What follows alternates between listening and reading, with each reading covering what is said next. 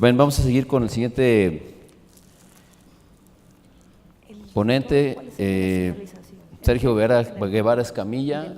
Es un acuacultor con mucha experiencia, es un pionero de la acuacultura en México, un pionero de la acuacultura en Baja California Norte, un exitoso acuacultor hoy en día.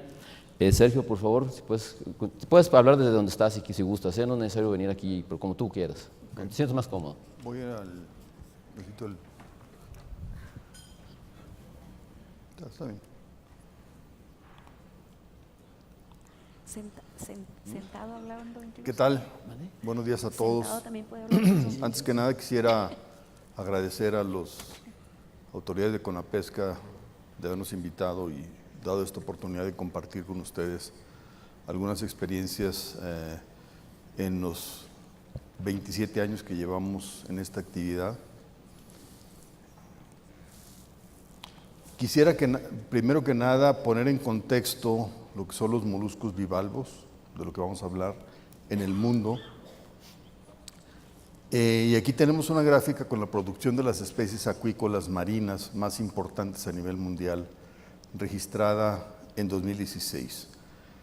Si vemos la gráfica, podemos observar que después de dos algas marinas, que son el principal volumen producido, tenemos el ostión japonés y tenemos la almeja manila, que son moluscos bivalvos. Y si seguimos para abajo, también vamos a encontrar todavía otros moluscos, otras almejas, mejillones, etc. Es decir, los moluscos bivalvos después de las algas son responsables por un volumen muy, muy alto. Esto es importante entenderlo para ubicarnos en qué contexto estamos a nivel. Y las dos principales especies que se producen a nivel mundial las tenemos aquí y vemos en su desarrollo histórico cómo es una actividad sumamente joven. Tiene recién de los 90 para acá, tenemos 25 años que realmente la actividad ha crecido de manera importante. ¿Por qué moluscos bivalvos? Comparado con la acuacultura de peces y crustáceos, donde el costo de alimento puede alcanzar entre el 40 y el 60%, en el caso de los moluscos bivalvos tenemos el costo cero, ¿no? Nos platicaba don Jorge Reyes que cuando llevaron a ver nuestras granjas a un funcionario de ganadería de la Zagarpa, preguntaba yo, ¿cuál es el costo del alimento? Le dijeron, no, pues no hay costo del alimento. ¿Cómo? Dice, pues es el principal problema que tenemos en toda la ganadería.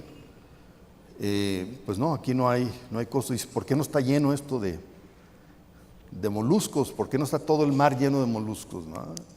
Y ese es el tema que queremos hoy plantear alguna idea al respecto, ¿no? Queremos destacar los beneficios ambientales del cultivo de moluscos bivalvos. Son altamente sustentables, prácticamente por su biología, por definición. No se agrega alimento, como decíamos, son filtradores.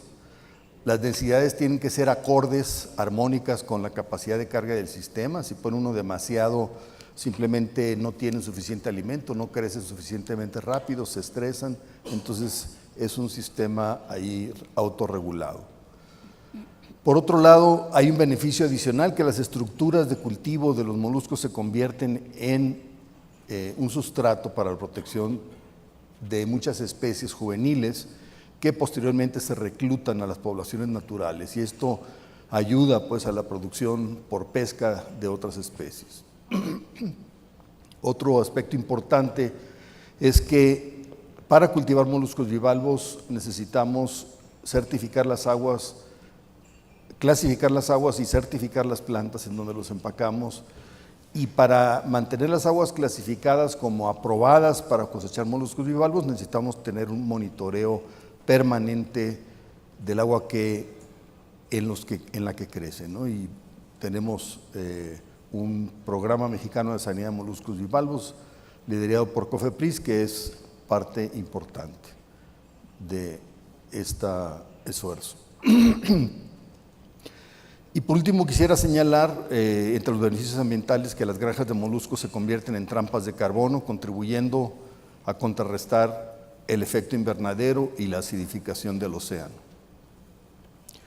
Bien, otro aspecto que es interesante es que a diferencia de los cultivos de peces o de crustáceos, los cultivos de moluscos pueden ser altamente modulares, pueden ser pequeñas operaciones o pueden ser operaciones industriales de gran tamaño, ¿no?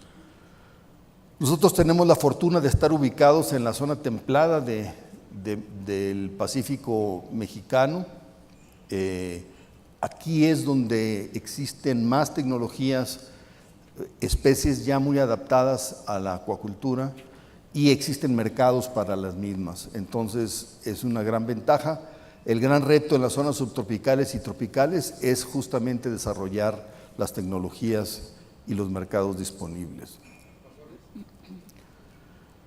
Bien, el mercado para los moluscos bivalvos de Baja California, para nosotros se nos presenta natural, que estamos a 100 kilómetros de la frontera, con la quinta economía más grande del mundo, que es el estado de California. Vemos que los principales centros de consumo en México se encuentran bastante lejos. Guadalajara a 2.300, México a 2.800, pero de Ensenada a Los Ángeles tenemos 300, poco más de 300 kilómetros. Y el principal centro productor de moluscos en Estados Unidos, que es el área de Seattle, en Puget Sound, está a 1.800 kilómetros de Los Ángeles. Tenemos una ventaja comparativa ahí. Esta es la producción de moluscos de acuacultura en Baja California. La gráfica azul, pueden ver, es la gráfica de producción de ostión, que en general ha tenido un aumento, pero también se ha mantenido, digamos, plana el crecimiento. Y quisiera, el número de proyectos acuícolas no ha crecido mucho, y no ha crecido mucho porque tenemos un tema muy importante. En el 2011, aquí en este foro, en este mismo recinto, un colega chileno nos presentó una pregunta en su ponencia que decía: ¿por qué se desarrolló la acuacultura en Chile muy por encima del desarrollo de la acuacultura en México? Yo le hubiera podido responder su pregunta con otra pregunta: ¿qué hubiera pasado en Chile si el Ministerio de Medio Ambiente no hubiera permitido la introducción de especies no nativas? En Chile se han introducido salmón del Atlántico, salmón del Pacífico, salmón rey, trucha arcoíris, turbot, ostra del Pacífico, bulón rojo, por cierto, de México, y abulón japonés. Y resulta que en México tenemos restricciones fuertes a la introducción de especies, sobre todo en lo que son las áreas naturales protegidas. Si nosotros vemos las lagunas, que son los lugares ideales, las lagunas templadas, que son lugares ideales para producir este tipo de producción, vemos que tenemos la reserva de la biosfera del Vizcaíno, y luego tenemos el complejo lagunar Ojo de Liebre también como reserva de la biosfera. Y entonces, de la superficie potencialmente cultivable, que son 94,000 hectáreas en esta zona templada, resulta que el 94% son áreas naturales protegidas, son reserva de la biosfera. Y esto, fíjense ustedes, cuando se decretaron estas reservas, en el caso del complejo lagunar fue una reclasificación, no hubo ningún estudio de por medio, simplemente se reclasificó de área de protección de ballenas y ballenatos a reserva de la biosfera, sin más trámite, por un decreto.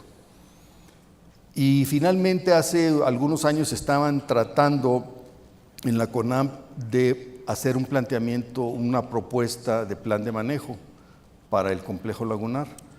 Y nos decían: actividades permitidas, la acuacultura. Un asterisco y con letras chiquitas, excepto en la laguna Ojo de Liebre. Y si vemos la superficie, resulta que La laguna Ojo de Liebre pues, representa el 85% del complejo lagunar, de la superficie del complejo lagunar. Entonces, en la práctica lo que se estaba buscando es prohibir la acuacultura en estas zonas. Tenemos un tema pues de gobernanza, una contradicción entre las políticas de la Zagarpa con la pesca, que es producir más y mejores alimentos, crear empleos, combatir la pobreza, tratando de generar apoyos, y esto yo quisiera pues, reconocerlo. Ha habido apoyos muy importantes, y sin los apoyos no hubiéramos podido llegar a donde hemos llegado. O sea, hay que decirlo.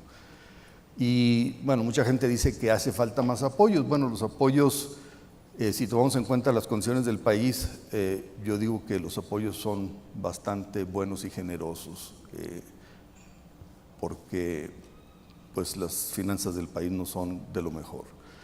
Por otro lado, tenemos a la Semarnat, a la Comisión Nacional de Áreas Naturales Protegidas, que en la búsqueda de la conservación, que de por sí es un objetivo loable, bloquean en los hechos los proyectos acuícolas de moluscos bivalvos en las áreas de aprovechamiento sustentable de las reservas. Es decir, es factible producir en las áreas de aprovechamiento sustentable proyectos productivos, tener proyectos productivos, pero en la práctica esto se entorpece fuertemente.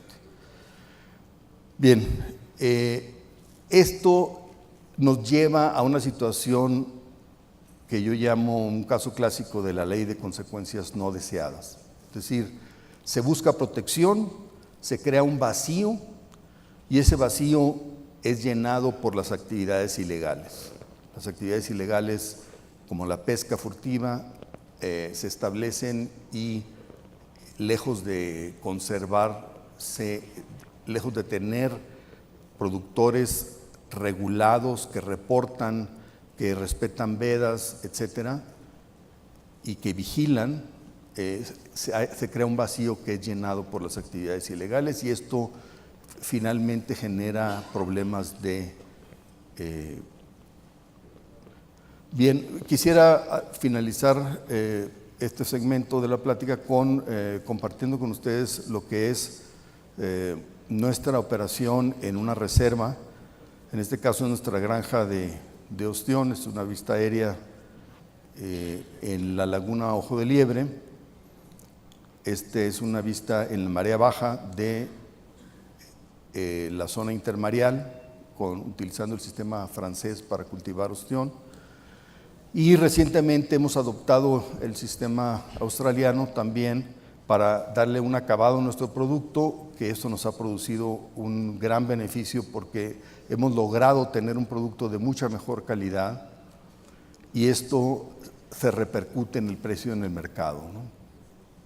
Esta es nuestra marca de ostiones con la que vamos al mercado de Estados Unidos, en donde el servicio y la calidad son fundamentales, pero después de haber hecho todo el esfuerzo de dar el servicio y la calidad, queremos que esto se concrete en una marca para que tenga esta, digamos, presencia en el mercado. Recientemente también hemos sacado una ostión premium, le denominamos Pai Pai, viene en una caja de madera.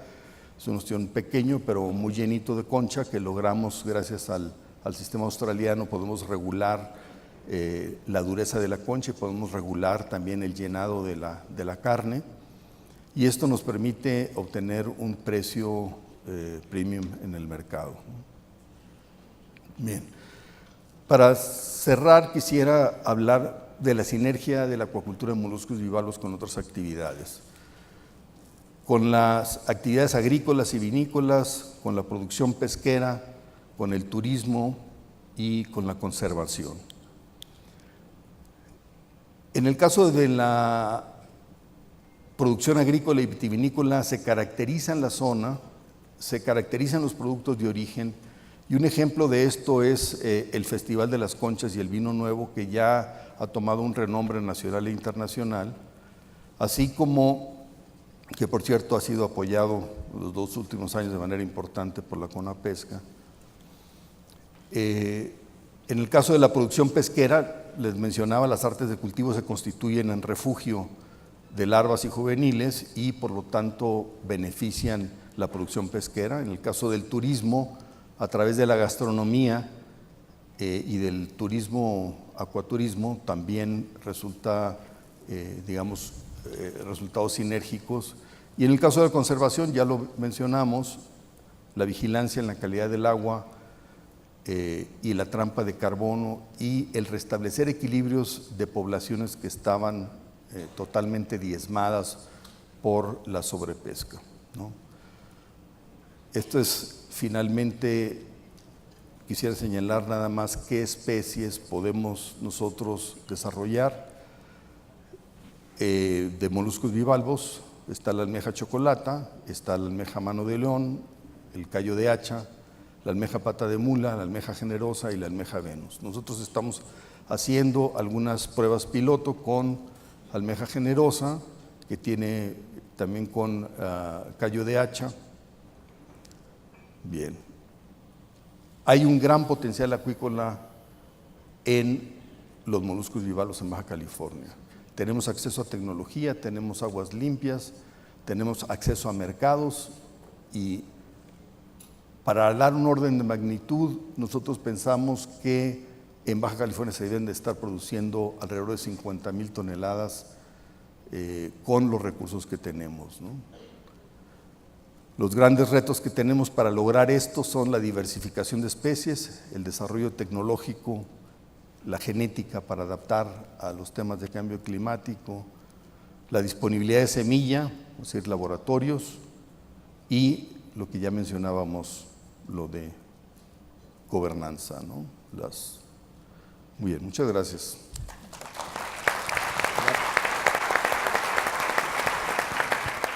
Bien, le agradecemos a Sergio su intervención. Como bien dije al principio, Sergio es un pionero de la acuacultura, tiene años, 30 años, creo que dijo, 25, 30 años abriendo brechas, aún la sigue abriendo.